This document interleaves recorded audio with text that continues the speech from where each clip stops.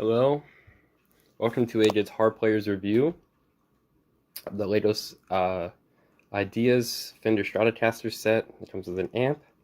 So I'm going to get into both of these. There's three elements actually. So first is the Fender guitar, the Stratocaster. Next is the stand, and then next is the amp. I moved over here to my workspace. First, we're going to start with the stand. So this is what it comes with.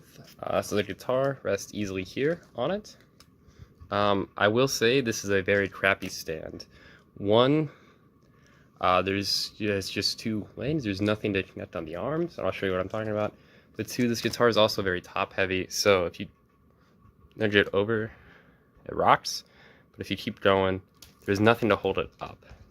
As opposed to an actual guitar stand, where this is my D'Angelico, so it's not a Strat, it's wider bass, but see, most guitar stands have this behind the neck, and then this connects it, so this prevents the guitar really from knocking over, going too far. Something that this stand could have used. So overall, this stand kind of sucks. Let's get into the guitar. So this is a very, very cool, coolly designed set. So there's a lot of snot in it, especially on the sides, how it's just kind of built up and it's attached to the plate. The back is very simple, cool sticker. At the front, very cool pick guard. So there's 3 pickups, which is average. This is usually what most Stratocaster design looks like. Pretty good body shape. You could build this in black or red. I chose black because I thought it was cooler. I kind of wish I chose red because it stands out. Here we have a whammy bar. It doesn't do much, but what a whammy bar is supposed to do. So I went and decided to drive my Stratocaster real fast. So again, when I was talking about the 3 pickups, 1, 2, 3, the one on the bridge pickup's always tilted. But the whammy bar, I feel like it's actually very accurate. It goes all the way to the side and pickup. But when you have a whammy bar, this is the bridge. What a whammy bar does is that it lifts up the bridge like that. So when you play, you're able to move the string and make it vibrate in a different way. Over here, the bridge is just kind of static, and this doesn't really do much. This is the audio jack. There's 3 knobs, so volume, tone, and this would be the selector, where you select pickups. Select here, volume, tone. I will say, I feel like these could have been a bit different. Maybe they could have all had stickers on them. I'd be asking for too much. The way the strap goes in is pretty cool. This kind of emulates a Strat button on the bottom. There's one on the top, just a plain stud right here. So I think the strap's actually really cool, and it is a Lego branded Fender strap, which is awesome. Back of the guitar, mine is obviously way different. It's only one of these. It's 2 here. I think it works out anyway, because the way this set builds is that you put the strings through here. I'll go with the neck. Pretty accurate. So there's 22 frets on this one.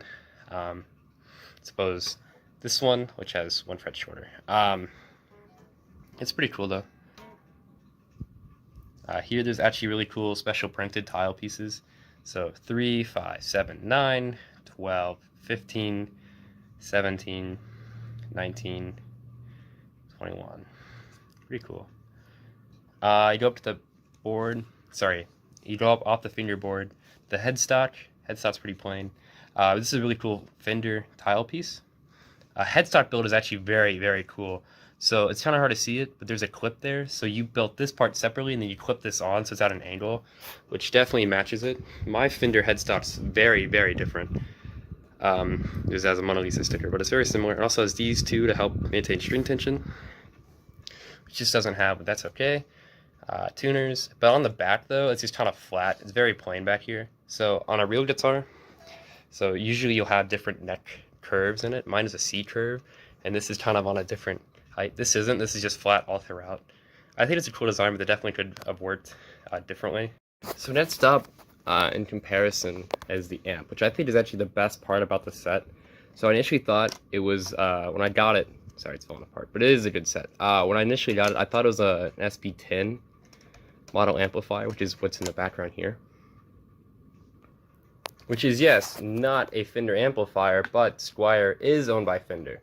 So I get this in the amp. It is not, though, after I built it. See, when I bought it, this is what it came with. So here, it has an input. I'm guessing that's an output. All these knobs, which is probably for volume, treble, bass, clean. If I had to guess, that's probably what it is. Power switch. So yes, the sticker's upside down. I did not realize that until I put it on. But this amp is incredible. I'll show you all the detail on it. So one, up here you have all the electronics put out. It's very cool. This is actually, they use an illegal building technique. They just place the tile pieces in between the slots right there. On the back, too, you see the sound cone. The sound comes out. Up here, you have some other stickers, a serial number, wiring. It's very cool. In there, sorry, let me turn on the light. Alright, so I got some light on there so you guys can see. Up top, they have even more wiring. Down here, I can angle it in there. Even more wiring. It's very cool. It also came with power plugs. Even the top and bottom are fully detailed. Like up here, this is to represent the strap. As you can see up top, the little carrying case. And on the bottom, there is 4 footrest things. So kind of represents how a real amp is. Overall, it's a very cool set. I do think it could have been better with the addition of a minifigure. I understand it's not what they're going for, but I think there's one minifigure that definitely deserved to come with this, and that is Leo Fender.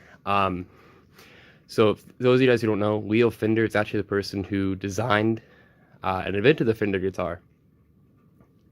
So he also, well, he invented the Stratocaster, but he also designed the Fender company, all that stuff. I do think this is definitely like a money sinkhole. No, like a money generator for Lego. They could easily build a Telecaster or a bass.